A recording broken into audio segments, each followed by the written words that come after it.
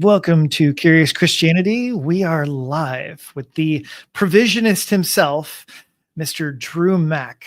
He has recently had a debate on good old Standing for Truth channel, and it was a very lively and spicy debate. The debate topic was, is determinism biblical?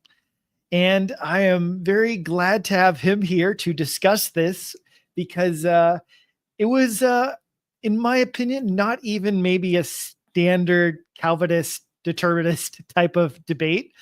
And so I think that there are plenty of things that we can learn from this debate. And I'm really also just interested to have a further conversation because he is probably one of the first most official provisionists that I've met. And for I'm sure several of you, you're not even sure what provisionism means. So, Dr. Drew Mack, can't help but squeeze that in there. Welcome to the channel. You're muted.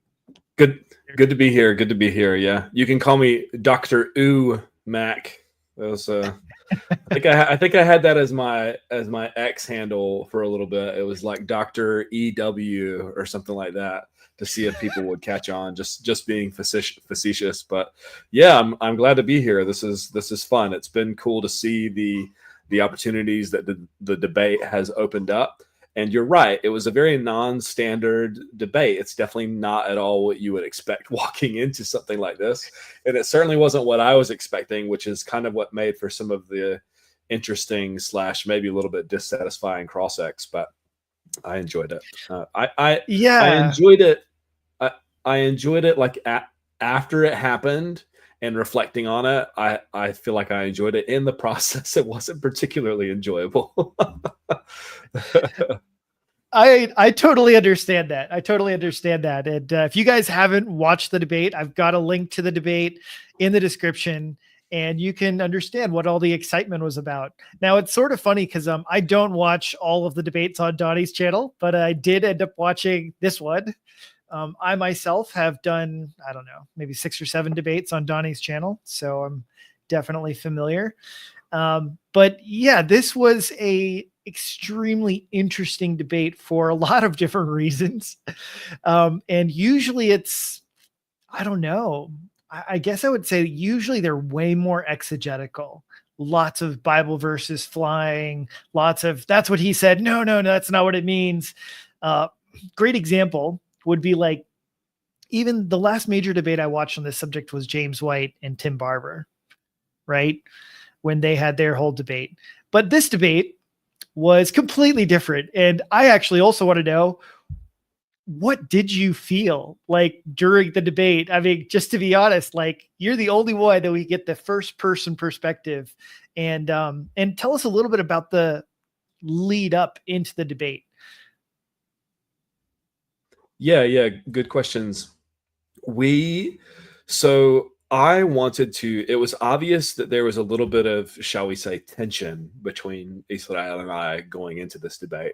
We had some previous social media interactions that precipitated the debate, and ultimately how it came about was he did a response to a video of ours that has probably become one of the most popular videos we've done, called Calvinism out of context or something like that. Calvinism wins out of context or something.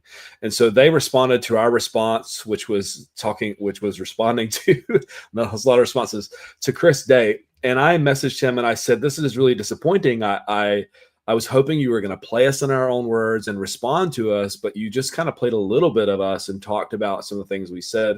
And that ended up precipitating into the debate. But I wanted to have him on our channel to kind of build some bridges and talk. And like, let's not talk about theology, soteriology. You can find this interview on our channel where we just share our testimonies and share our ministry interests and just kind of shoot the breeze, as we say. And it became obvious through that interview. And I think I already knew this, but I was trying to build bridges that he had some grievances that he wanted to air, which is fine. And and then that kind of led into the debate, which I don't know whether I was surprised or not surprised at kind of what happened. I I think in one respect, I knew that my opponent is very philosophically rigorous, and that was going to be something that he focused in on, because that's a weak area of mine, and that I would probably want to press on my opponent's weakness as well. And consequently, it was very much kind of more of a philosophically oriented debate than it was an exegetical or Bible oriented debate, as we talked a little bit backstage, Adam. And so his opening definitely took me off guard in that sense. I was like, man, this is not only philosophical, this is highly technical. This is very elaborate. And so I was pretty much kind of reeling, I think, from the opener and trying to piece together trying to first understand what he was saying and then figure out how to best respond. And that was challenging to say the least, but that's kind of how I felt entering into the debate and being on the receiving end of the debate just spontaneously there live. So yeah, I will have to tell you, listening to the debate, and I'll say, to be honest, I'm probably a little more philosophically minded than you. And I was definitely thinking like, dude, this is crazy. Like, this is a very technical, like, even if you're a philosopher, like, you would have to think through like a lot of all of these examples. Cause he puts together a 7-part syllogism, this massive argument. And so with all of these premises, and then after the 7 parts, there's a conclusion. And usually if I'm going to see a syllogism, it's going to be like maybe 3 or 4 points. Like, to me, 5 is like heavy, but it's like 7 parts. And even I'm like looking through like, yeah, you're just trying to like read it quick enough and then figure out like, wait, like which one does that mean? What exactly does that mean? It was very, very laborious of a type of argument. And then, for exactly, the debate thesis is determinism biblical? And there's not a single Bible verse in the entire syllogism. There's not any proof text. And so it's like, how on earth does this fit in? Well, in that, you asked me about what happened in the lead up to the debate. And this is just a matter of fact and a matter of nuance in debate topics and things like this. But I originally wanted a debate topic that I had done previously with a 2 versus 2 debate with Eric. And the debate topic was, does the Bible teach a divine immutable decree? And then Isreal said, why don't we just do determinism? And I said, okay, can we do, does the Bible teach determinism? And he was happy with that. And so we were moving forward, and somewhere along the way, Donnie sent back a summary of kind of what to expect as far as cross-examination times, opener times, and so on. And the debate topic all of a sudden was, is determinism biblical? Which is just a little bit different enough to where you can kind of begin to construct a philosophical argument for it. Is this consistent with the Bible? Therefore, it's biblical, and so on. I wanted, and we agreed upon, does the Bible teach determinism? And so then it began to take on this possibility of going a little bit off in left field. And that was challenging to keep up with. And I was ready I felt like I was pretty ready for the biblical arguments, but I was not expecting it to kind of go in that direction. But that's one thing that, and Isreal, for some reason, didn't want to do rebuttals. And I'm brand new at this. This is my second debate, my very first 1v1 debate. He didn't want to do rebuttals for some reason. I didn't notice until the 11th hour that there were no rebuttals. So, for our viewers or for people that might be new, I'm new, so maybe I'm just reminding myself this. An opener, you give your case, and it's supposed to be pretty short and punchy. It's not supposed to be a podcast episode. And then you have opportunity to give a rebuttal to kind of like refute whatever is in the opener. And then you can move into the cross-ex, where you can push back on the opening, you can push back on things in the rebuttal. And we didn't get the chance to do the rebuttal. And so it put me in this awkward position of this philosophical premise, like these 7 premises, like, you can see the math like this just floating up around my head, trying to figure out what's going on. and then trying to write down questions, and then immediately going into Q&A where I'm in the hot seat and he's asking me questions about his premises, and I'm like, yeah, man, so it was an interesting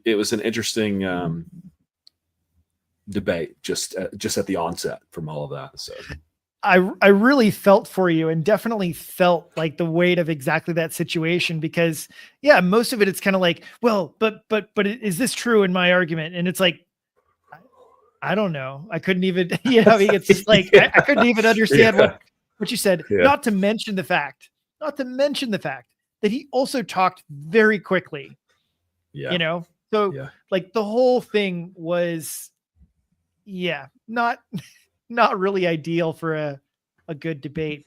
And I'll definitely tell you, I think you can learn some good lessons about how to structure things. Actually, I myself, recently we broke off a debate because I wouldn't agree to terms. He basically wanted things all his way, and I was like, yeah, that's not cool. Like, no. And so we didn't have the debate, because he wants you to start with one hand tied behind your back, and he wants you to joust with your left hand, two hands. And I was just like, this just seems very unreasonable. So now I'm going to throw it up there just so everyone else can see what we're working with. Because I think this is, honestly, you don't even need much more than actually, let's see if I can. Let's see. Oh yeah, there we go. You don't need too much more than just to see that. Like, holy cow. That's a lot of text to see for the first time and then internalize. And then each one of these premises are very philosophically laden. These are not actually so simple in some ways. And so I just think people need to understand, it's like, hey, look, you're in a debate. He flashes this up on the screen for a few minutes, and you're supposed to somehow derive all of the answers, rebuttals to this very long debate. So I was curious. Oh, go ahead. Donnie had Isreal's slides to be able to as a backup if Isreal something happened with this technology, so that he could use it and progress and stuff. And I think at one stage I got a flash of one of the slides, which was an explanation of one of these premises, like an elaboration on one of these premises. And I was like, oh no, oh no, this is going to be, and I was intimidated at first. He said, I thought about doing this. I thought about doing slides because visual stuff is really helpful as you're presenting and teaching and stuff. And I just didn't have the time. I was like, I got to just give this, I practiced this a lot. I prepped for the cross-ex and stuff. I just got to give this. And then he said, do you have my slides? And I was like, oh no, bro has slides. This is like, he's bringing his A game, he's got slides. And then I glimpsed it and I thought, man, I don't even know if I'm going to understand this, but there's something else I wanted to talk to you about, because you didn't quite mention, which was that he also set the terms of the debate, right? He had some very specific rules that he wanted to do for this debate. So this wasn't simply, hey, like, we're going to debate, we're going to have arguments and stuff like that. He also had a whole bunch of ideas as far as like how the debate was supposed to go, right? He wanted to set the terms for the debate, and Donnie and I didn't really respond in the way that he wanted us to. Hang on a second.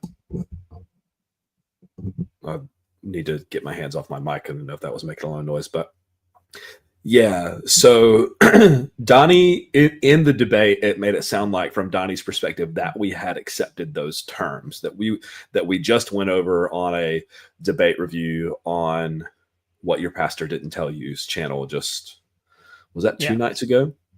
We went through it. I read through all of it on there. And so he did want to set the terms, but no one but Isreal agreed to those terms. And you'll see this in the debate that he wanted agree to these terms. I just want to make sure we agree to these terms before we begin this debate.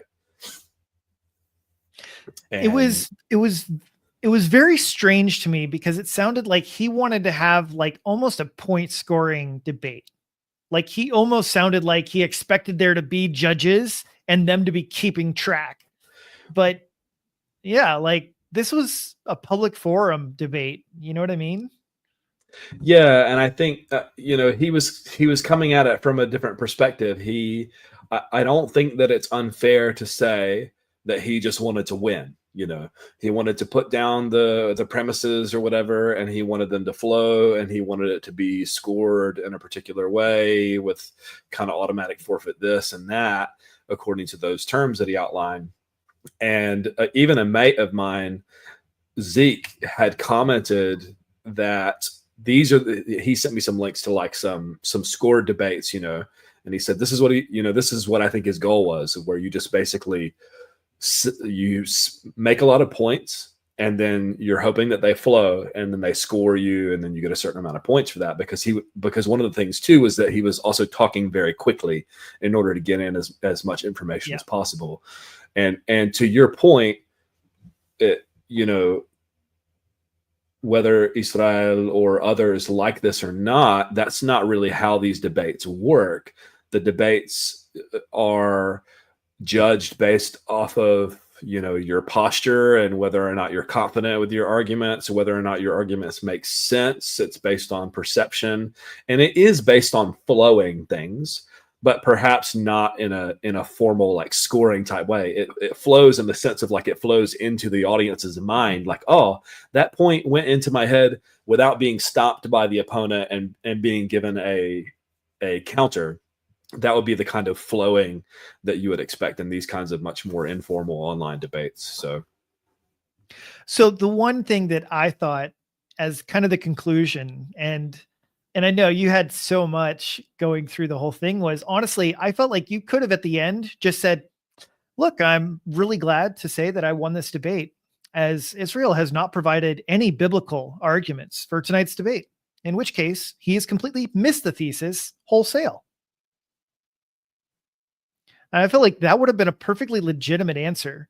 This large philosophical argument, I do not think fits the theme of the debate.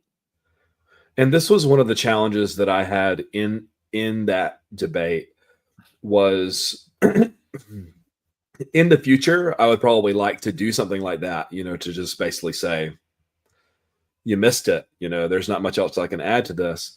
And in the middle of the debate, I was basically thinking this. I was like, right, as far as I can tell, he's not made any very clear biblical arguments for determinism.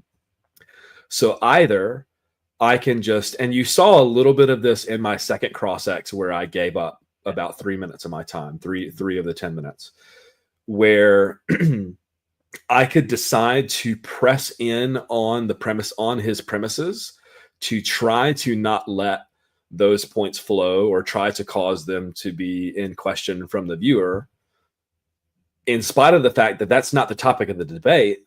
I thought, well, let me try to engage with this the best I can.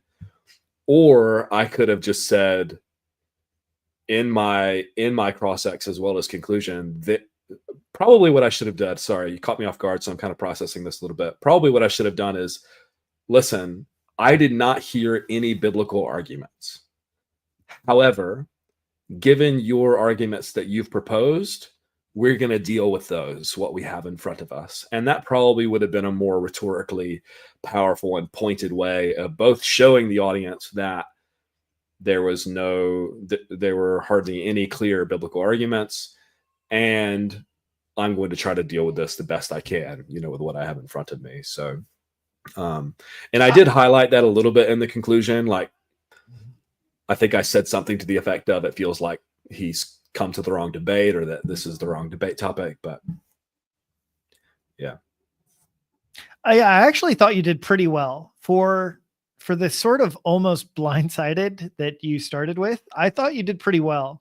And I wanted to talk at least about a Thanks. Yeah. few of your guys' arguments that you guys both had, because there were a couple that were really interesting. The one, of course, that I felt like hit like a hammer on him was your argument talking about Jesus doing everything he sees the Father doing. And when you brought that up, you're like, okay, so Jesus went to the cross. Did he see the Father go to the cross? Sort of idea. And I was like, oh, that was a very strong argument, I felt like. Yeah, and that was kind of one that just sort of came to me on the fly. I prepped a lot for this debate. I definitely didn't prep for that. And part of prepping is prayer. And thank you, Adam. Those of you that are watching, we had the chance to just say a brief prayer before we went live here. I've been criticized before for not praying before I stream, like publicly and stuff. I have my reasons for not doing that, but we won't get into that. And I just derailed myself, and I'm going to try to get myself back on track.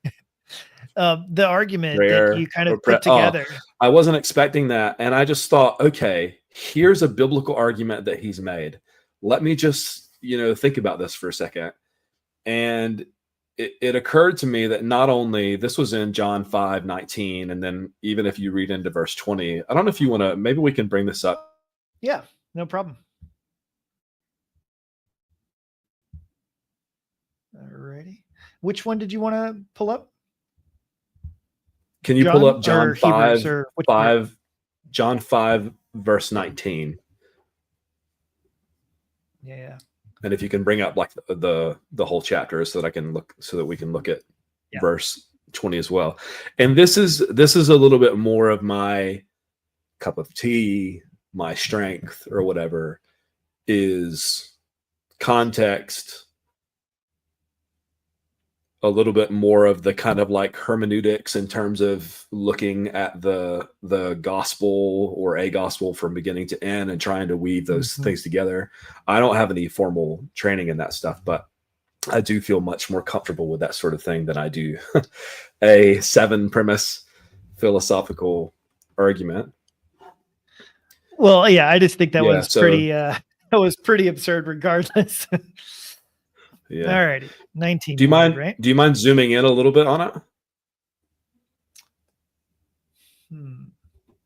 I don't know how it'll be if you do Control Plus, it'll make it bigger. All right. We'll just see. Well, you're going to teach me some see stuff. If it works. If it doesn't, don't worry about it.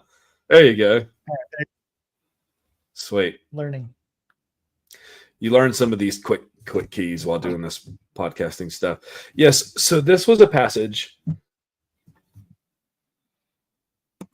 Forgive me. I'll probably cough into the mic a few times here, but this was a premise, a biblical support that he had for the premise that Jesus's will is always aligned, is necessarily aligned with the Father.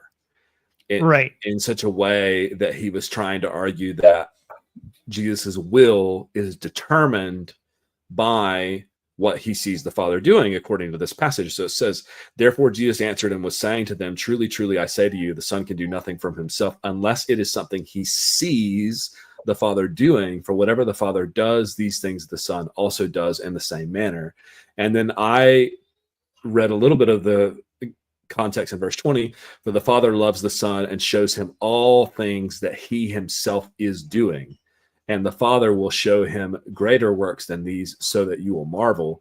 And my simple point from the context was saying that I don't think that this is a metaphysical description of the Father and the Son's interlinking actions. I think it's just Jesus saying that when you see me, as he said in John 14, you see the Father, because I do what the Father is doing. I follow his lead, much like in some training, where we share the good news and stuff. We try to follow where the Spirit is leading in a particular person or in a particular situation or whatever. This is what Jesus was doing all the time. And yes, my point essentially was, let's assume what you're saying here is true, then this also would have to be true, that the Father went to the cross, because and he focused heavily on the word only. You know, it says in verse 19, the Son can do nothing from himself. Some versions say only, you know, that he can only do what he sees the Father doing.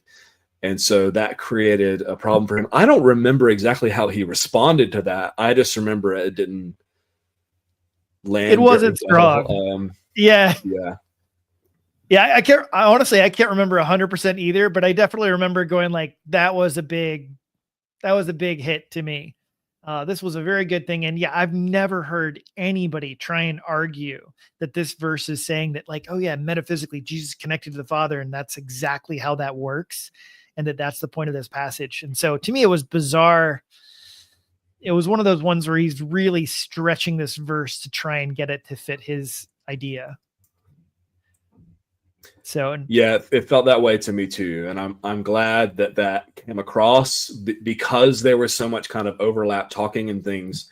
I did end the debate a little bit frustrated, just kind of wondering whether or not anything that I said in response really stuck or was understood, because especially as you're engaging here live, it was difficult to try to be heard and understood and to get things out there and stuff. And that's normal for cross-ex, as I understand, a little bit of talking over one another, but it felt like a lot in this particular instance. So yeah, so I want to take a moment and talk about that, just because, look, last year, I think it was last year or the year before, there were several debates that were taken down by the moderators or hosts because of the lack of Christian character.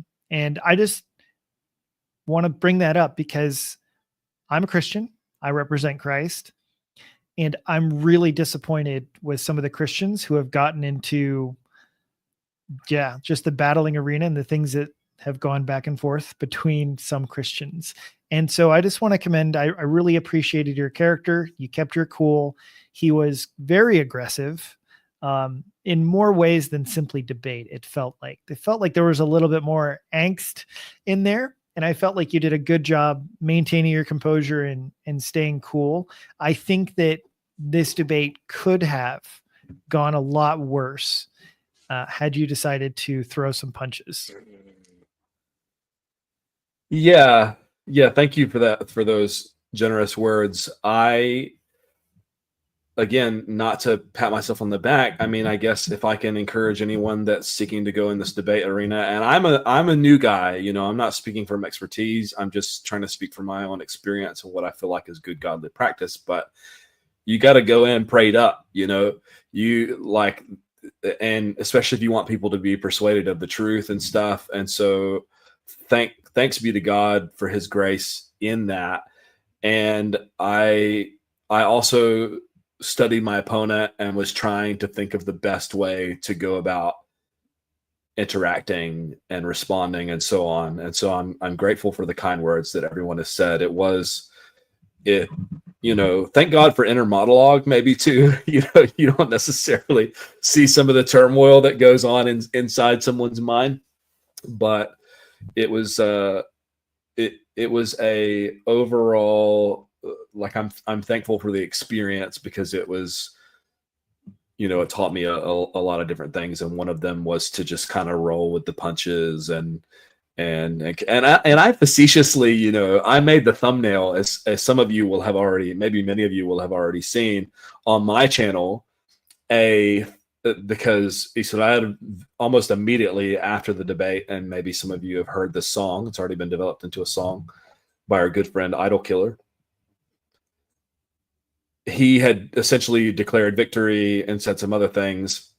And so I just kind of went with it, because I didn't feel like I had won. It just felt like he wasn't all that clear with his arguments. And so it was kind of a by default situation. And so I made this thumbnail with me with like a black eye and bloody nose and like a tear coming down and stuff. And so I had fun with that. I mean, I think when you're getting into the podcasting world and the debate arena and stuff like that, you really have to not take yourself too seriously, because if you take yourself too seriously, then you're just going to be kind of offended and a little bit out of sorts and stuff like that. And Shameless plug, by the way. I've been reading this book called Unoffendable by a guy named Brant Hansen. And it's basically about kind of anger and how to respond to it and whether there's righteous anger or not. And it's kind of related to just being sort of a gracious person and how to say, just sort of joyful. I guess like a posture of joyfulness. And I've really enjoyed that. I'm interviewing him not tomorrow, but day after at, I think it's 4 p.m. on Thursday. If you're tuning into this, it's like the 26th. Anyways, it's going to be on our channel. I'm looking forward to that conversation. And I say that to say that I've been learning from him about this whole grace thing and about how, especially like online interaction. I think a lot of us feel sort of this righteous indignation that we feel like we can express online that we might not otherwise do. But yeah. Well, the other thing that I think is kind of funny about you is it's this. You look so intimidating and fierce on camera sometimes, but really you're such a nice guy. I'm just saying, dude, you look so rough and tumble, man, that I wouldn't be able to tell if somebody just sent me this picture and it was like, oh yeah, this is Drew Mack. He's going to be in the debate. I would have thought you were the one throwing the punches. Well, it's funny you mentioned that because this happened just the other day, and I live in a culture and among a people here where they're a little bit more naturally jovial, and I'm not like I am that way, but it doesn't come across like in my face. So I kind of joke. Yeah. A friend of mine once joked that I have resting angry face to make it PG. PG, yeah. And I have that face. My mom has that face, and my grandfather had that face. And so I think it's just this sort of like, I'll just be thinking like just. And I was at work the other day, and I think I was thinking about the debate and the podcast and just different ideas and stuff as I was doing stuff, and I just had this look like, real serious. And so one of my coworkers came and asked me, are you okay? Like, Drew, are you okay? And I was like, I'm fine. I'm just thinking, I'm just kind of off in space, and this is my thinking face. So if I look angry, probably I'm just deep in thought. Yeah. Well, because like I said, I've seen you enough to know that you're actually a very nice person. You're pretty gentle overall. You're not like quite as angsty as maybe Idol Killer. He's a little more angsty than you are, I think. But he has an angsty jovialness about him, yeah, his content is definitely, there's like Soteriology 101, and then there's, if you're doing the polemical scale, and then there's like us at Provisionist Perspective, and then there's Idol Killer, he dials the polemics up quite high. So yeah, for sure. Now, here's one of the other ones that I wanted to touch on, which was an argument that Isreal sort of made in the debate, right? But it was talking about the impeccability of Christ. The impeccability of Christ. And this was actually one of the parts that you kind of agreed to, which we've already talked about, that for the most part, you're kind of agreeing to the premises because you're just like, I don't know exactly, like he's kind of rapid firing through these. And like I said, like, for example, like he's like, premise 3 is like, if Christ has a human will that fully represents the human experience in every way, then his human will must operate as ours does. And that's a mouthful. Like just premise 3 is a whole mouthful. And he briefly brings up this idea of the impeccability of Christ, which is the idea that Christ cannot sin. And then he asked, do you think that's ontological? In other words, the reason he can't sin is his ontology. And you kind of, I was so wrapped up in this debate that I don't even think I heard him use that word, ontological. Oh, I understand. Yeah. So did you want me to just kind of riff on that particular section of the debate, or? Well, I want to go on one more bit here, because this is the part that I was wondering about. And that was kind of the setup I was trying to get to. And it just seemed to me, it's like, okay, like, what is he claiming here? Like, is he claiming that the only reason that Christ doesn't sin or can't sin is because he's divine? Because to me, it seems like if that's the case, then it completely ignores premise 3, because his point is that no, he's human. It was like, okay, well, if he's human, then he must, by definition, be able to sin, right? So to me, it just seemed like premise 3 was not going to necessarily be that strong. So anyway, I don't want to put any words in your mouth, but those were some of the thoughts that I was thinking through it. Yeah, I think this is fair for me to say, because I think this emerged to anyone in the debate, and it might not come off as particularly charitable, but I think that his goal, like at the very end, you saw that he had like a heresy counter that he was expecting to sort of check me off on.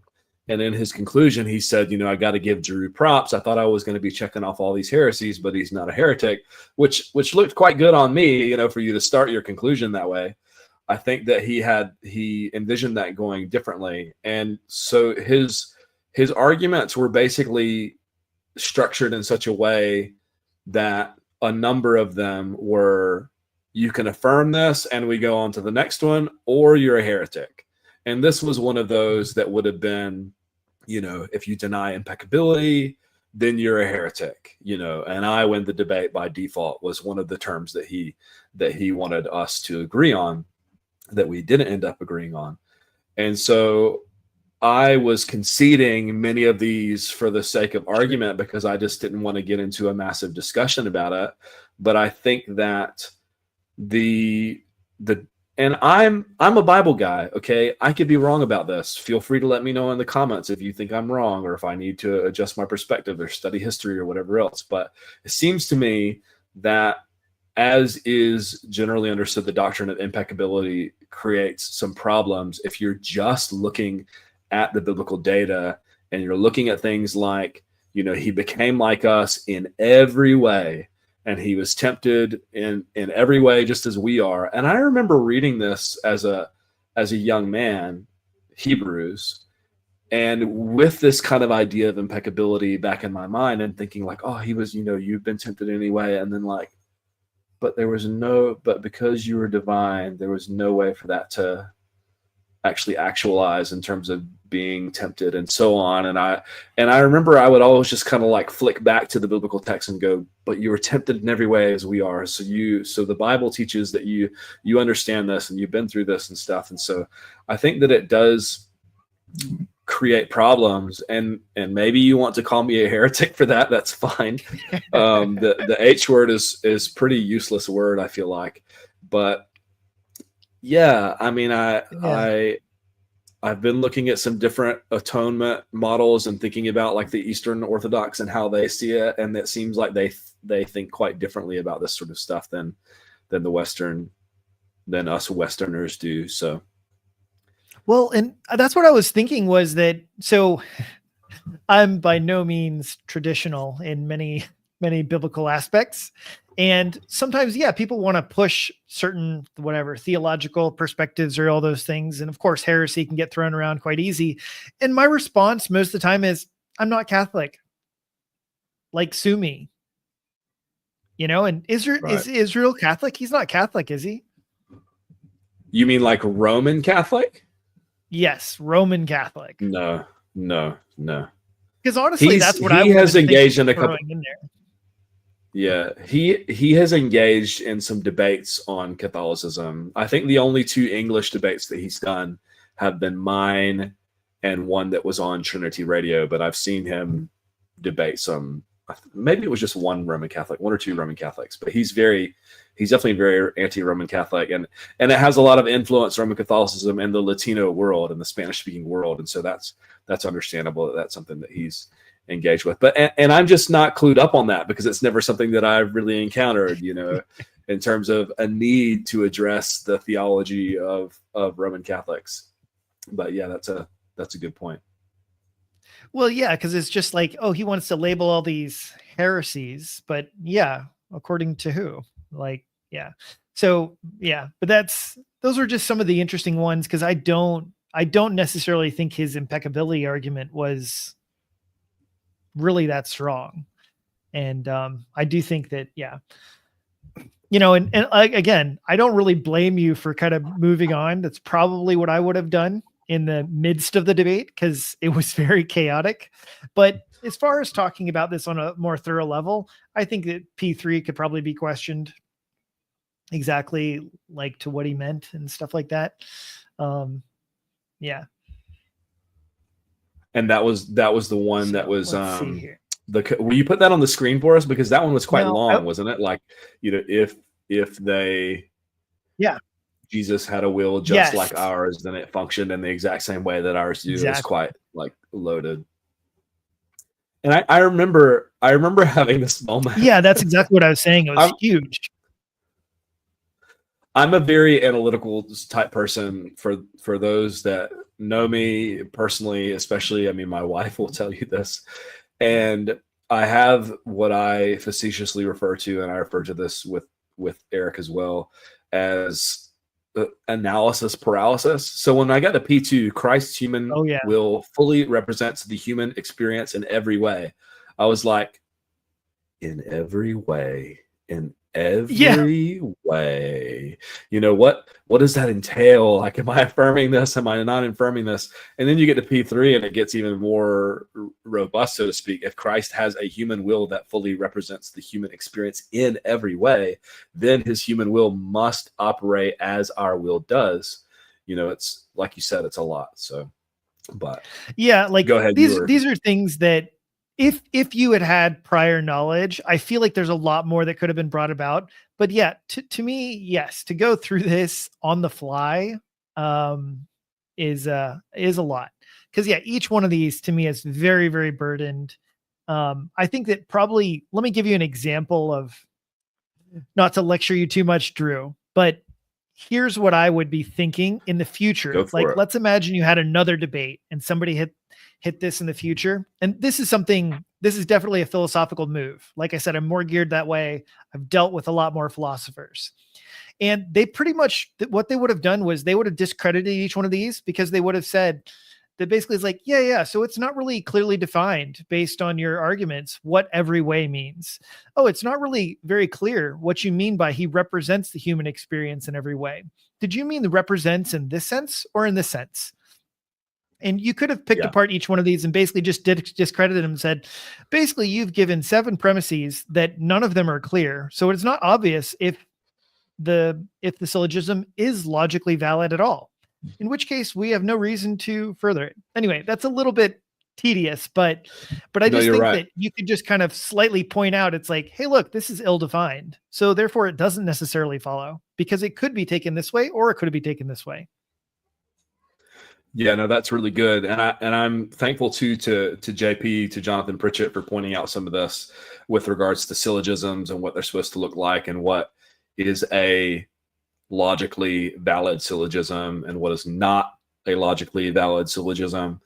And so it's definitely a learning process. I would like to, my goal as a result of this debate is in 6 to 12 months time, be able to have more of a philosophically oriented debate on this topic, maybe with a more broad, what better fits with the biblical data, determinism or libertarianism, so that there's kind of like a little bit of an equal weight of burden, because a lot of people have complained, or at least a decent handful of people have complained. I really want to hear you say incompatibilism is biblical, which is basically the idea that if everything is determined, then we are not morally responsible. You have to defend that thesis, and all I have to do is offer defeaters and stuff like that. And so I thought that would be a really good stretch for me. You know, I'd have to do a lot of research and really dig into that. But as I'm learning, you know, from brothers like you as well, in terms of defining, you know, hey, let's be clear here on you know, what do you mean by this word, and so on. It's good. It's good feedback. It's good stretching for me. So let's get a little more into some of the, okay. Yes. Get into the nitty gritty. Well, I wanted to get into a little bit more of the philosophy part in exactly that arena. Yeah. So, because they were some of the other thoughts that I was thinking during the debate. And so I thought you did a pretty good job of kind of pushing back because, he kept bringing up this other notion that I also just thought was really weird. What she said is like, they did it because of why? Because of reasons.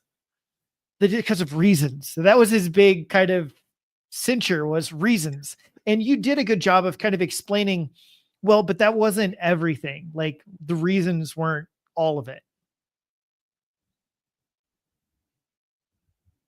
Now, all right. Yeah. So, okay. Yeah. Go to respond to that. You go ahead. You continue on. Okay. Well, here's what I felt like. Here's the philosophical terms that I felt like would have kind of hammered his position out of the way, because it is what you were saying. But for clarity, I would just say it's like, yeah, reasons are could be a necessary condition, but they're not sufficient condition, right? The agent is also required as a necessary condition in order for an act of will to be determined, in which case that defeats determinism. Are you familiar with the concept of necessary and sufficient conditions? Yeah, just say that one more time, because I was Googling something, but just repeat what you said one more time. I would have brought up the concept of necessary and sufficient conditions, because he kept saying reasons. Oh, they did this because of reasons. And that would be, you could say that, oh, in these situations, those were necessary conditions for that to happen. But necessary conditions are not sufficient. In other words, for the action to take place, you also have to have, or I would say, you also have to have the agent, which show the agent plus the reasons enacts the action, in which case determinism is false. Yeah. Yeah. So sorry, I'm just processing a little bit here, but one thing that he was talking about in the midst of the reasons thing, and maybe you know more about this than I do, and this was a word that I was not understanding him say until I saw it on his PowerPoint, and then I was like, that's the word that I've not been understanding, which is accordness. He was saying you don't have any good explanation for accordness. And I've just looked this up on ChatGPT here, because that's a great idea. Share with us. This is new terminology to me. So it says in philosophy and the determinism debate, accordness refers to the alignment or harmony between an agent's internal desires, motivations, or will and their actions in the context of compatibilism, which is the idea that determinism is compatible with moral responsibility or human freedom. So in the context of compatibilism, the view that an action is considered free if it accords with the person's internal states, even if those states are determined. Critics argue that this overlooks whether the person has genuine control over their desires themselves, not just their actions. So he was trying to basically say, like, here is the reason that the scripture gives. Moses did this because this happened, and you don't have any explanatory power for this, but I do. This accords with their state of reasoning and their desires and so on. Therefore, moral responsibility is established. And I just really, I think even in the cross-ex, I just said, I don't understand what you're arguing for. But your sufficient reason, if you can unpack that for me as well as for our audience, because probably most of our audience isn't really philosophically minded, and I forgive me if I've offended a lot of you. I don't know, but they're all feeling better about themselves now. Yeah. So when you say sufficient, like necessary is the thing that you need for it to happen. So like you need a reason in order to have a free choice. It can't just be like random. You actually have a reason that makes sense. So necessary and sufficient conditions is a kind of tool in philosophy. Okay. And it's a real once you get it, it'll make more sense. But honestly, in the beginning, philosophers will say it and you'll be like, what is going on? But once you get it, it's really, really helpful, because it's this idea. You might have several different things that are necessary for something to happen. So for example, I might say cars that have four wheels, it's necessary for them to have four wheels. Okay. Right. But is that a sufficient condition for the car to drive? The answer is no. It's not a sufficient condition. The car also needs an engine, and it also needs, other joists and parts and all this stuff. And so I could say every car has four wheels and every car drives, right? It's like, well, hold on.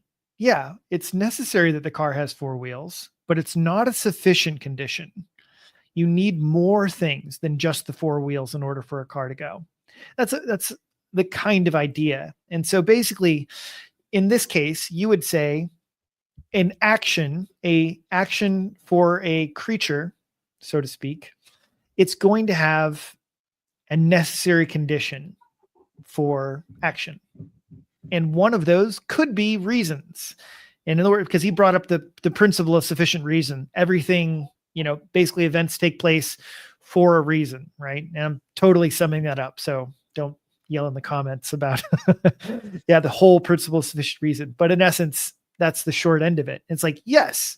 And you could say that reason is one of those things, but it's not a sufficient condition because the person must also have the choice. They must have the libertarian choice that's also taking place. So in other words, the agent, Moses, had the reason, therefore the action took place. If there was only a reason, but no Moses, could the action take place? The answer is no. Right. Anyway, I hope that wasn't too belabored. No, that's good. That's good. Yeah. I appreciate having some of this unpacked for me, but then also for anybody listening that might be just as lost as I am with these things. Yeah. Well, you did a good job of saying the reason's not enough. I'm just kind of trying to give you the official language that's usually used to explain that. And what I was trying to communicate in my own simple way, and it probably felt like more of an assertion to Isreal because I wasn't couching it in all this philosophical language, but was just to say that the presence of a reason doesn't necessitate that my choice was determined by that reason. That's right. So if you're presupposing that the agent, as you mentioned, the sufficient presence of an agent to make that decision, is the agent determined or is he indeterminate? Is he the source of it, determining it? Does he have otherwise choice, and so on? Was my point of saying the presence of this doesn't necessarily take you to where you want to go. And then he started talking about the kind of the accordness and the decision is just arising randomly for you, but we have reasons. And I'm like, but we have reasons too. We just don't believe that they caused the decision. Like, I don't know what to tell you. Yeah. Well, and that's where, to me, another spot where I felt like you should have said, we have reasons. And so, for example, he said, do you have an explanation as to how these 15 verses that you have the same answer for these 15 verses? Some of his questions were just worded very strangely. And I felt like you could have just said, yeah, I do. The agent does them. Yeah. Good point. Yeah. It's like, yeah, I have a simple answer that accounts for all of the biblical data that supports my view. The agent did the actions. Yeah. And then maybe for good measure, throw into that. Do you have a Bible verse that teaches determinism that you want to ask me about? Yeah. No, that would have been a good one too, for sure. Yeah. I'm curious, I don't know, how did you feel the pressure in the moment, I guess? Did I feel the pressure in the moment of the questions that he was asking? Yeah. Yeah. I mean, definitely. I mean, like I said, I knew that the choice was either you follow this syllogism all the way to its end and determinism is true, or I catch you in some kind of heresy. So I'm trying to think about how can I move this argument along? How can I even get to the Bible? I mean, that was one thing that took me off guard about not having the rebuttals, and Yeah, yeah. him going straight into Q&A about his syllogism was that I wasn't really getting to talk much about the Bible. And so it was very much like, do you affirm this premise? Do you affirm this premise? And I was just like, I mean, yeah, I guess, like, let's just concede it and move on. You know, I came here to talk about the Bible. And so it was a highly pressured environment. And I think that that's one thing that I hope to learn from. One of the learning factors was being discerning about who you're debating. And the other learning factor is just about practicing or developing a habit or skill of answering some of those things under pressure. And so I think that thankfully I did as well as I did, considering the challenge of answering some of those questions off the cuff. And again, I mean, I don't know, like, if he was asking questions about specific biblical data, I probably would have been, you know, here's my response. But because it was outside of an area of expertise and outside of what I would say was really the debate topic in general, it was more challenging that way. So That's why I was saying that, honestly, I really feel like you could have stuck it on the end. And I think you honestly could have stuck it throughout the whole debate, which was exactly what you just said. It's like, is that a biblical argument? Is that a biblical argument? You just say, oh, let me say that I grant all of your premises. How is this argument a biblical one? And where did you derive it from the text of scripture? and I think some of that was my own, how do you say this word? Am I making this up? Noviceness, newness was my own newness to the debate scene. Is I felt like in the Q&A, I'm not allowed to ask questions, so I better not ask him any questions in response to his questions, or else I'm going to get, you know, no, don't ask questions, you know. And so I think in the future I would probably try to push into that a little bit, as you mentioned, and just say, do you have a biblical argument for me? That's really good advice, and I blame myself for being new, you know, trying to figure out this stuff on the fly. This But is a great opportunity, but I'll just say, like, in some of the debates that I've done, we've literally, during some of the questions, basically refused to answer a question because it's off topic. It's irrelevant. It's kind of like almost the objection in the courtroom, like objection, like relevance. well, and for those of you that tuned into us covering the debate parameters, one of the debate parameters was, if I ask you a question 3 times and you don't answer 3 times, then you lose. And so I wonder if he was trying to head off some of a more skilled, if a more skilled debater had come to the scene and had agreed to that and said, that's off topic, you know, pick a new question. And then he asks again, I'm not answering. 3 times, see, you lose. That seemed to be maybe what he was anticipating there. But fortunately for him, I'm super green behind the ears, and I just didn't do that. So, Well, and you know what? That is the thing, though, that the debate in reality, I think, probably did you a lot of good in some ways. For one, I'm sure you've gotten a lot of content out of it. I mean, no need to, even right now, whatever, you know, even right now. Hey, I'm just thankful, Drew, that you did the debate so you could be on my channel to talk about.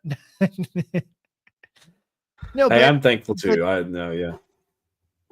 These things, sometimes they really are more about the public. You know, I had one debate that I did. I don't know. I need to stop talking about myself. Sorry here, but I say this to encourage you, but it was one of the ones that was probably less viewed than some of the other ones, but I got the most fans from it. Like, way more people reached out to me after this one debate that was a little bit smaller, like technically wise, but everyone was like, dude, I love the way you did this. I love, you know, and I think that honestly, you've seen a little bit of that, where that's kind of what some people, they're, Well, and actually, I want to throw this one other thing in here because I think this is a really great thing that you should keep in your mind if you ever feel like you did poorly. And that is that you inspire everybody else that holds your views, but doesn't have the bravery or the courage or the knowledge to step into the debate arena. You know what I mean? Like everybody else that watched you go up there and interact with that, they really had the opportunity to kind of go like, oh, like, yeah, some of those things were reasonable answers. And this was a weird debate, but you know, they got to watch you be the front of it. Yeah, and in that respect, I mean, I really hope that it was edifying. I mean, I've received a lot of really generous and kind comments in response, just in terms of how I responded under pressure. And again, I'm not trying to pat myself on the back here. I'm just reflecting on what I hope, like you said, was some of the inspiration. And I think, I mean, unfortunately for the Calvinist determinist side of the debate, many people don't feel like they were represented very well. And then unfortunately, the flip side to that is that many are drawing kind of sweeping conclusions regarding Calvinists that, oh, we have another toxic Calvinist here that was behaving in this particular way and so on. And I think that is unfortunate, but has also prompted, like a guy that I had a conversation with recently, Brother Jerry, he's Twitchy Theologian podcast. He wants to have a debate with me. I don't know whether or not I'll be able to swing it. It kind of depends on what it's about and how confident and how much prep I have to do for it. But it's definitely opening some doors, and I'm thankful for that. It was it's good in that respect. I put a post, I don't know. Somebody told me that this post came off as a bit like false. Thank you. That might be Matt. I don't know whether it's Matt or Billy. Probably it's more than likely Matt than it is Billy. But thank you for you earned a back pat. Let's just give that one to myself. There you go. I basically wrote here in one of Provision's Perspectives post that I didn't feel like I won the debate, and that I learned a lot, that rebuttals are really important, that I need to take better notes for cross-ex, because you'll see me at one point. It's around the time that I give up those 3 minutes. I'm looking at my notebook like, man, I don't have much to go on here, you know. And part of that was due to the fact that it was difficult to understand and there weren't many biblical arguments, but at the same time, I could learn from that and take better notes and things. And so it was definitely a beneficial debate in that respect, in terms of the things that I learned. So when will you be back in the debate arena? That's a good question. You know, Donnie just messaged me earlier today about a potential debate with Jerry, the Twitchy Theologian, and I'd be open to that. It just depends on, again, how much prep I have to do for it, because I feel pretty shattered after the reading and things. I mean, I don't know that I have it here with me, but Colton Carlson has written I think that thing that I printed out was maybe 60 or 70 pages dealing with just 1 Corinthians 10:13, which was one of the passages that I used. And so there's a lot of material to go over and prep and stuff. And I was kind of, in some ways, treating Isreal as a surrogate, because he and Colton know each other, and I thought they might kind of be borrowing one of those arguments. But Donnie seems keen, and I'm keen. And I think one thing, you've done this debate thing quite a bit, and so maybe you found this as well.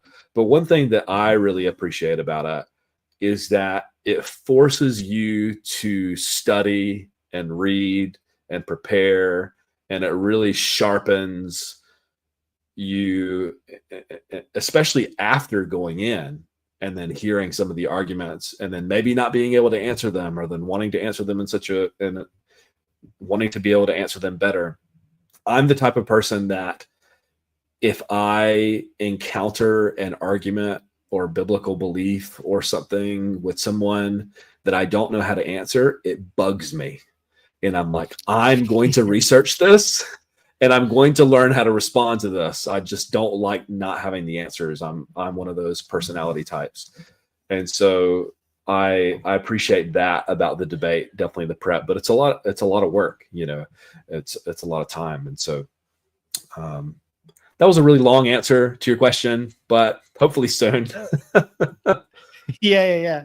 No, that's definitely good. So, and are you mostly, out of curiosity, are you mostly just debating, this topic around God's sovereignty and stuff like that? Or are there other things you're open?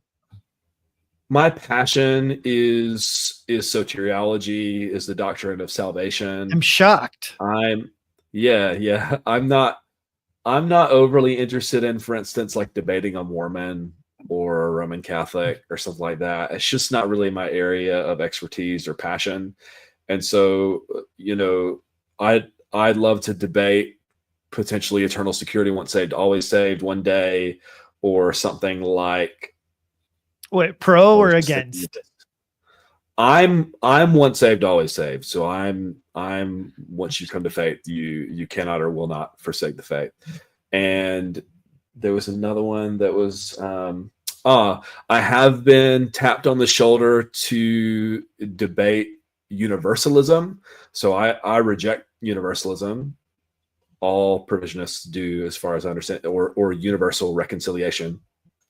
Mm-hmm. But I'm not studied at all on the universalist reconciliation passages, which, as you know, in debates, that's one of the main things that you need to prepare for, is what is your opponent going to throw at you.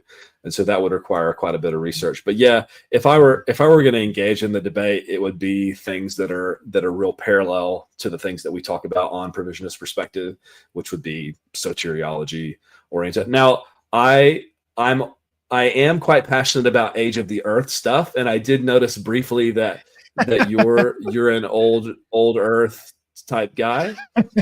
We're gonna have to talk more, Drew, for sure. Yeah. So I am. Yeah, we're gonna have to talk more about that. You go ahead. Oh, no, I was just gonna say. So yeah, I've done a few debates on that. My official position, not to be confused, is that the Bible is agnostic on the topic. It does not say an age of the earth. Right. Yeah. My wife and I's position on this, we're quite convinced young earthers, but in such a way that evangelistically or apologetically, we would say, if you believe that God started it all and that however he did it, he created it, then let's just move on from there. You know, now if you're a Christian and we're talking and we're in a discipleship relationship or something like that, I'm probably, because of my personality and who I am, and because I think truth is important, we'll probably push back. But it's not in any sense like a primary issue for me to where I'm going to like disfellowship with somebody or think that you're like, that somebody's not a believer and so on. It is something that I'm passionate about, but I don't, for the sake of apologetics and evangelism, I don't find it to be like, for instance, if I'm talking to an atheist or a skeptic or whatever, I'm not going to try to argue with them about the age of the earth. Like, we need to talk about the good news of Jesus and about your need there. Like, can you concede the fact that, you know, something had to start all of this, and it was a mind, it was a personal being. And so, okay, let's move on. Like, you know, let's not get caught up in this. So I would use kind of like your view and some of the other views as like a defeater for some of the, like, well, the Bible's false because it, you know, you think that the Bible taught. Listen, different Christians believe differently about this. This isn't necessary for you to become a Christian, so we can just move on. But well, let me know if you want to debate that topic. I'm more than willing. You can hit up Donnie anytime. I don't know, man. I'm scared. I'm scared. You should be. You know, you should be. You've given me too much good advice today. You know, I only use the Bible in that argument. Well, that's good. That's good. I've got plenty of. Maybe we could have a friendly discussion on it or something. I'll have to check out your debates and see how we go and stuff. But I'm not as. I get into it if it comes up, but I don't seek that out, you know, anymore. Probably once upon a time I would have been ready to throw hands over it, but. Well, what do you say? Yeah, we at least look at doing a conversation on it. So, because I've done one or two at least conversations with other people, and we can kind of just hash out some of the stuff. And I think that you'll go way better with me as well, because at least you're much more in the biblical camp, and Sure. that's important to me as well. To the Bible. Yeah. No, that's good. That's good. But yeah, because all my arguments are straight out of the Bible. I don't use any scientific arguments.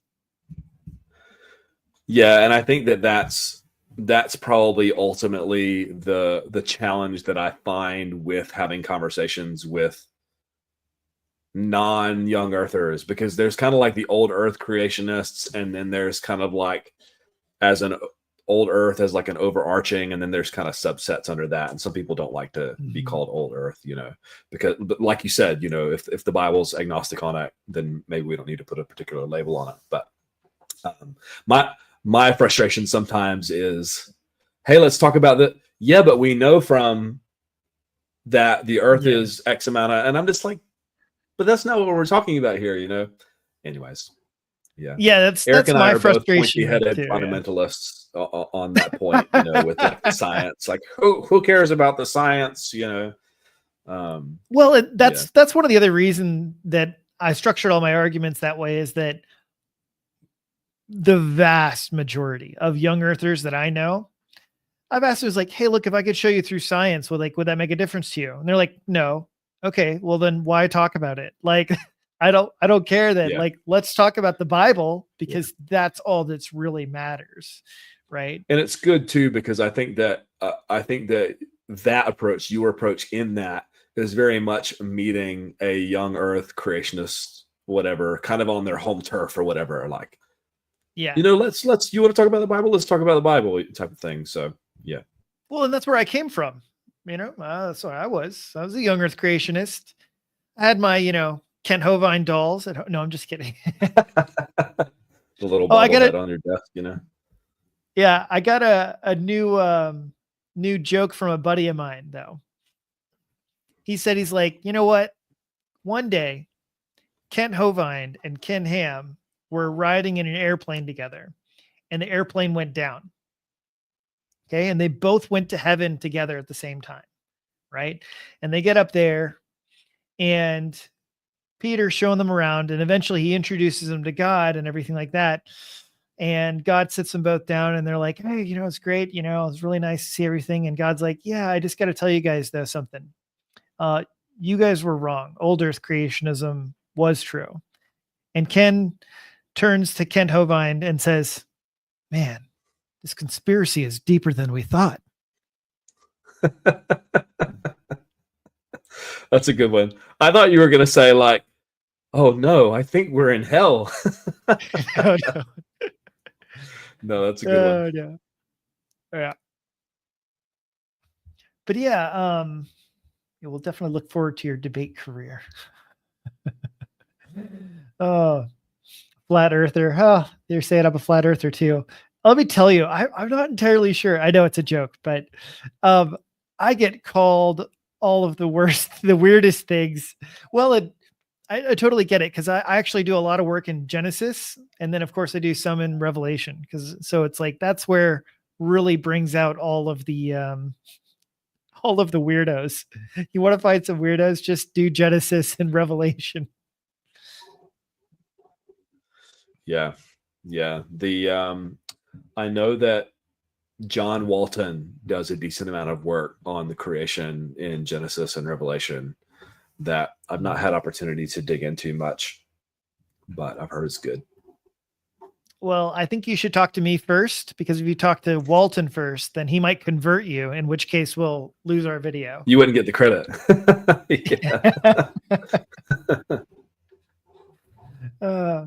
Yeah. So I do think that, the debate was interesting on multiple levels, and I want to know, how do you deal with the online controversies? Because obviously this is not the only controversial thing that's happened amongst the Christian community, but I'll just say, your debate basically made headlines. I don't know how else to put it. Yeah. Well, and plus the And aftermath, there were some additional, I don't want to mention them too much, but there were some additional messages posted after the debate that were less than charitable. Yeah, I've had to really exercise a lot of self-control post debate here, and I think that I've probably not succeeded in every instance. But you mean online controversies in terms of how do I handle something like this debate becoming particularly like boom, like this is popular, everybody's talking about this? Or do you mean just kind of like in the online sphere talking about various topics from the day to day? Yeah, and when people are, when there's more spicy rhetoric used back and forth. Yeah. And this is, it's just one of those areas where I hate to see it. Like, I mean, you know, I was in one debate space, and, you know, I mean, the F-bombs were being thrown back and forth amongst Christians. And I'm just like, dude, this is a public thing. Like, what on earth are you guys doing? Like, you know, so yeah. Yeah, it's tough. It's tough. You know, I'm probably at my meanest on X because X just kind of rewards that type of behavior. And I'm becoming more cognizant of it. And yeah, I think that one strategy that I've employed that has been helpful, and again, I'm saying this as what I think to be good godly advice, but I don't necessarily always follow successfully. When I'm talking to someone, if they're using an alt or something, especially on X or on Facebook, if I know their name, I try to think about them as a person, look at their face if they're on Facebook, or refer to them by their name if they're on X, so that I'm treating them like a human being. And I think that's one thing that I've been learning from this book, Unoffendable, is just how deceitful our own hearts can be in these online controversy things, such that we convince ourselves that we ought to be righteously indignant over a particular thing. And our hearts are deceitful in justifying our own anger and indignation when it's probably not justified, you know. And I think also we have to keep in mind that we're talking to, that our beef, so to speak, is with harmful beliefs and ideas that we want to bring down and replace with the truth, and not against people. One of my pet peeves is, whether it's people on X or in the YouTube comments or whatever, are people who say that if you're a Calvinist, you're not a Christian. That's just not true. I mean, if you say that, I feel like you need to make some Calvinist friends, and you need to talk to them, and maybe you need to try to reach some Mormons together or something, you know, like fill out a form on their website. I heard they'll come to your house and invite your Calvinist friend over, you know. And so we believe in the same gospel. We believe in the same gospel. We trust in the same Jesus. We just have a lot of different ideas about him. And we have to be careful about getting into that. Even with the creation debate thing, like, you know, you would see that differently than I would, differently than someone like Derek Beeler would, who's on X there. And that doesn't mean that we worship different gods and that we believe different gospels. It just means we conceive things differently. And so I think those are some important keys to have in mind. And it's probably good to just have your, like, if you have a good friend or you have a spouse in these online controversies, to be able to say, like, what do you think about this tweet I'm about to post?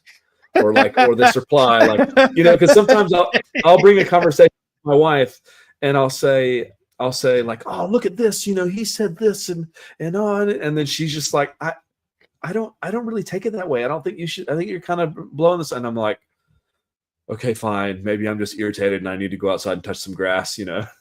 So having people in your life, Eric and I used to be that person for one another, to where we would we were engaged often in the discussion sphere on Facebook, and like, hey, should I say this or should I not? We'd be like, nah, man.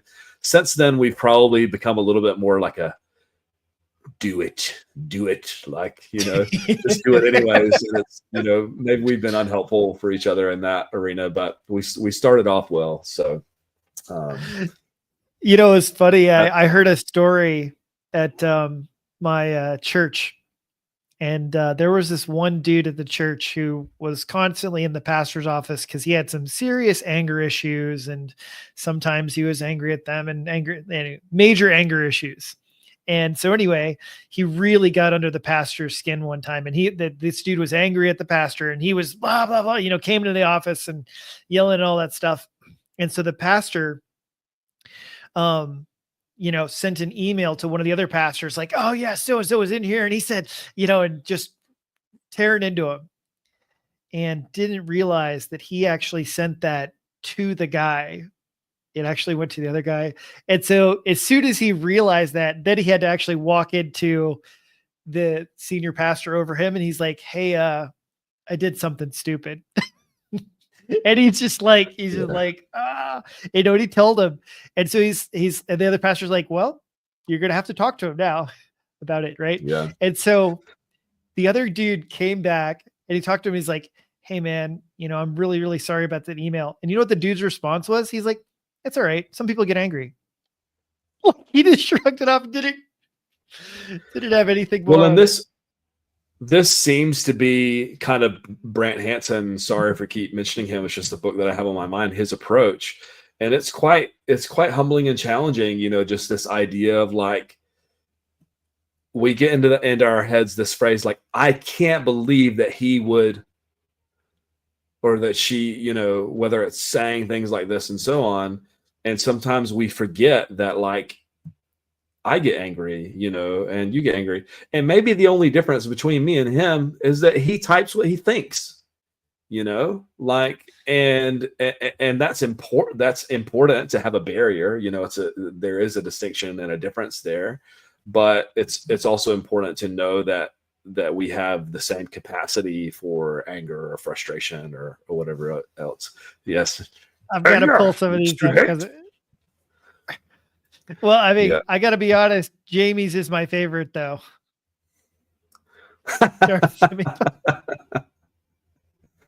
Yeah, that's pretty epic. That's pretty awesome. Jamie. Do I get this? Get this nickname, or is this? Definitely you. Is this yours? Are you Darth Semi-Pelagius? Definitely you. Did you see that picture of you during the debate? That's all you, buddy. True.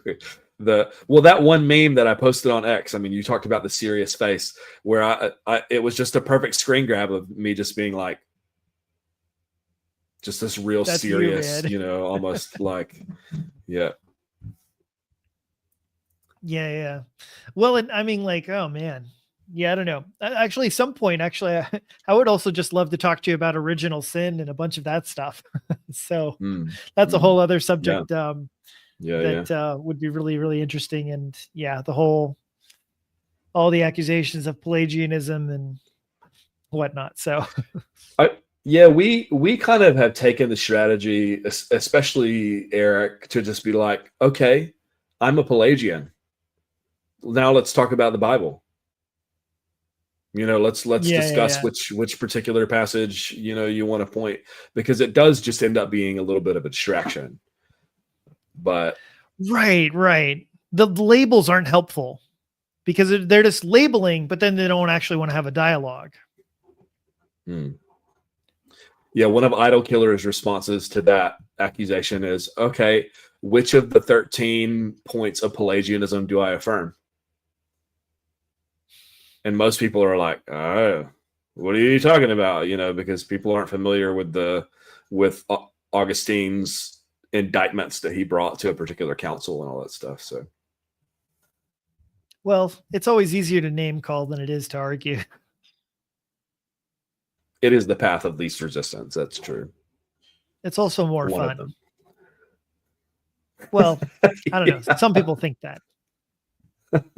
Personally, I probably enjoy arguing more, actually. Yeah. Yeah, keeping it in the realm of my mom growing up used to always tell me, Drew, you could argue with a brick wall, because I was just like really kind of like an argumentative pushback type of kid. And now I can send her my debate link and be like, look, Mom, this is the fruits of the hard-headedness for all those years is a hard-headed debate. See, it comes in handy in some contexts. So you just tell her, Mom, the Lord was preparing me for something, for one day of doing this. He set me apart from your womb to be an argumentative debater. You had a purpose in my life. Well, it's funny because if you're familiar with the Myers-Briggs personality typing type thing where you have like the E and the I and stuff. Eric and I both are ENTPs, and the nickname of that personality is the debater. So there you go. Fits, I don't know if that, the audience, you can let me know if that's a earned, I got to do another debate, really. I got to do another debate. I got my feet wet with the 2v2 that we were still very early and didn't really do things right there. And then this debate, and then I got to do another one. And then you guys can decide whether or not the debater fits me. But I could be a bad debater. You don't have to be a good debater, a good debater to be a debater. That is true. But yeah, yeah. Like I said, I don't know. I'll be interested. Yeah, you can always try and beat me up on young Earth creationism stuff at some point. That'll be yeah. Yeah, I'll have to listen to your content. I'm interested in hearing. You've piqued my interest. Don't you want to do it live and just kind of be surprised and just kind of see like, oh, just riff on it. We could do an open discussion on it. We could do that sometime. Yeah, just for fun. Yeah. We'll do it for fun. You said you had some other people. I know. Well, actually, okay. I have to ask this question. That's very unrelated, but I'm going to connect the dot briefly. But are you an amillennialist in the end times views? I know that's. No, I think as I understand it, this is kind of one of those. I'm not agnostic in the sense that I don't know or I don't care. I'm agnostic in the sense that I've not studied it. So I feel like I could be convinced. But as far as I know, my current beliefs align mostly with premillennial dispensationalism type thing. Still got the fundamentalist cap. Oh yeah. Always. Yeah. That's all right. You can repent later. Yes, indeed. Well, I usually change your mind, That's it, man. I usually joke that because I've got some friends that they're still young Earth creationists, but they're all millennialists, right? And so I usually joke that the only reason that the all millennialists are still young Earth creationists is simply because they haven't gone back and studied the scriptures on it. Right. Yeah, I think one thing about the online sphere that I've grown to appreciate, and that is the waters that provisionism and provisionists swim in, is this kind of like equalizing of the playing field. You have lots of different voices that you can listen to or not listen to. You can get somebody like Tim Barber with this huge upset, like a nobody against James White, where the online is this equalizer of ideas where you can really search things out for yourself. And so there are people that have surprised me that I respect that are amillennialists that I'm like, oh, now I feel like I have to take this somewhat seriously because I respect you as a person. And I don't want to, so it's good in that respect. And I think that if you do try to respect everyone, which is not easy all the time, then it can open you up to explore views that are not your own and to be a good Berean and so on. So, well, so like, I'll tell you, in the last 5 years, now I've been a Christian for pretty much, my whole life sort of scenario, right? And done lots and lots of study in Christian apologetics and many other things. But there has absolutely been almost a sort of renaissance of new theological ideas for me and transitions. And one of the first ones, of course, was, from good old Chris Date, converted me over on the CI topic. I will go ahead and admit that, recently did leave the PSA camp. So I know you had that discussion with Warren on that one too. And so shout out to James Agnew as well in his book, who I just had him on my channel, and that was kind of against a lot of the PSA stuff. And honestly, I changed my mind on so much and feel like the Bible was teaching such different things that I was disheartened, actually. Not only humbled, but I mean, I was humbled way earlier. Now I just reached the point of like, I'm almost like holy what does cow. it all mean? How could we be so far off on so many topics? I think PSA probably would be a pretty big one to be sort of, for lack of a better term, red pilled on, because it is so common. Was huge for me. And it's just in our vernacular. And I've been questioning it and stuff. I've not officially left and stuff, but there have been really good arguments and questions that have been raised. And I'm thankful for James as well. I got his book right around the time that he made it free for like 48 hours or something like that. And I happened to snag it. And his book, Will Hess's book, David Allen's book for PSA and the Atonement, the shorter one, and this one that I've been reading, Reclaiming Atonement, which is an Orthodox thing. I'm trying to kind of use those to amalgamate and like, hey, what is it that I really believe about this? But that's definitely one of those that's, I think, triggering as to how, if this is false, man, this is pervasive just in our lingo as Protestants, evangelicals, and so on. So I'll be honest, out of all of the views, that one hurt me the most. Yeah. Like I really, really felt it, like just emotionally felt it. Yeah, I guess, because it was exactly that. It was just like, holy cow. Like how could we mess this up? I don't know. Yeah. It really hurt. Either God has determined lots and lots of disagreement among the brethren, or we have free will, that pesky old free will, and we're just coming to different conclusions based on our engagement with the biblical data and tradition and stuff. So yeah, I actually think that it's better. God just planned it that we all have these wide variety. I think it's actually very impractical to say that we all have exactly the same views and stuff like that. But yeah, I'm not Catholic, so sure. Yeah. Oh man. So any final thoughts, I guess? I mean, I don't want to get your wife angry at me. Yeah, no, I'm really thankful to come on here. I appreciate you. You're a good interviewer. Sometimes you don't know how these things are going to go, and you've not really talked to things, and I've enjoyed this. And the debate was a learning experience for me. I'm hoping to be able to do more of them for my own self-sharpening, and hopefully it's edifying to others and can begin some conversations and stuff. We've talked about PSA.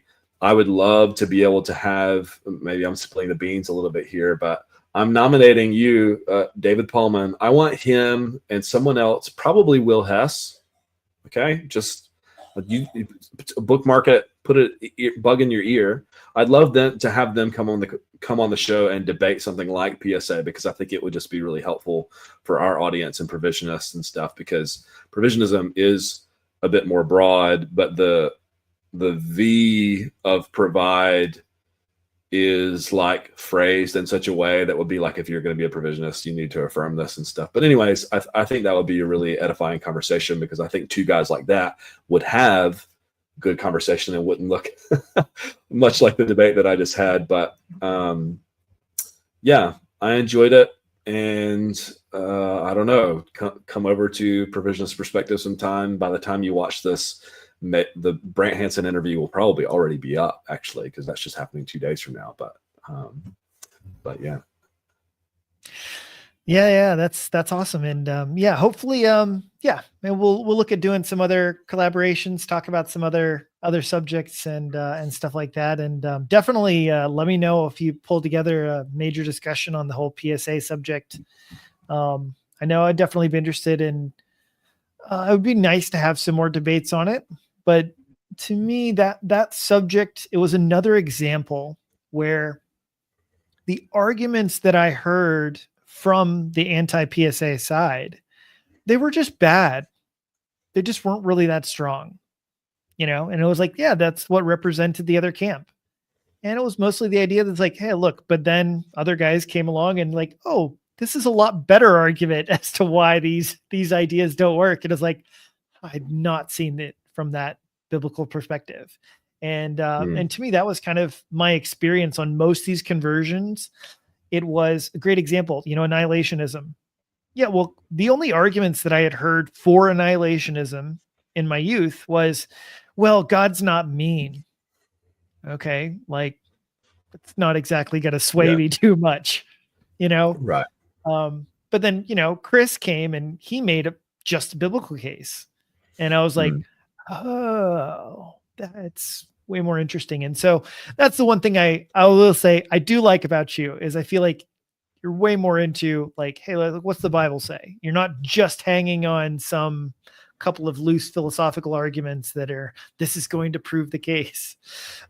Sure. Yeah. I try to be. Yeah. Yeah. Well, we all try to be. We're not always successful, are we? We always have our own bias, don't we? Well, it's funny how people use kind of like the term biblicist as a bit of a derogatory, like, oh, you guys are biblicists. Yes. Like, call me a biblicist, man. Like, I feel like that's like a compliment, you know? Yeah. I exactly got hit with that slander one time, and I was joking about it with my friends. I was like, they're complaining that I use the Bible too much. Okay, like that's it. Yeah. Yeah. That's Yeah. your complaint. Yeah. Like, thanks for the compliment. All right. Yeah, exactly. All right. Well, we will see you guys in the next stream, whether it's young Earth or old Earth, or who knows, maybe some substitutionary atonement. But this is Drew Mack from the provisionist perspective. And so if you guys need to know how salvation works, his channel's got it covered. Thanks, Adam. Yeah, man.